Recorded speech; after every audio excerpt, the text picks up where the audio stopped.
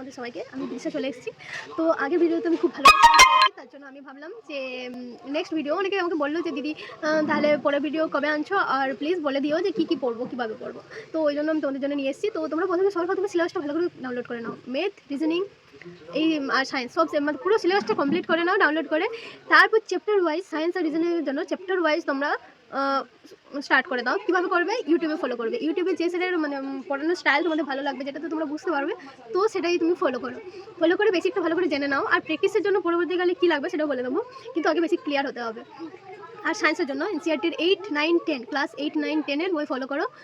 আর আমি তোমাদের প্রেফার করবো ইংলিশ ভার্সন ফলো করো, কারণ প্রত্যেকটা লাইন তোমাদের পড়তে হবে। প্রত্যেকটা লাইন তুলে কোশ্চেন তুলে দেয়, প্রত্যেকটা লাইন ধরে কোশ্চেন তুলে দেয়। তো এই জন্য পুরো পড়ে যেতে হবে। আর আপাতত এগুলোই পড়ো। আমি যখন প্রিপারেশান নিই তখন আমি টিউশন পড়াতাম, তো ক্লাস 9, 10 পড়াতাম। তো ওর যে বাংলা ভার্সনের যে বইগুলো সেগুলো আমি পুরো পড়েছিলাম। তো তোমরাও যদি এগুলো পারো তো একটু ফলো করার চেষ্টা করো, কারণ এগুলো ফলো করলে সায়েন্স প্লাস ম্যাথের কথা বলছি, বেসিকটা ক্লিয়ার হয়ে যাবে। আর বেসিক ক্লিয়ার হলে তুমি শর্টকাটে তখন যেতে পারবে।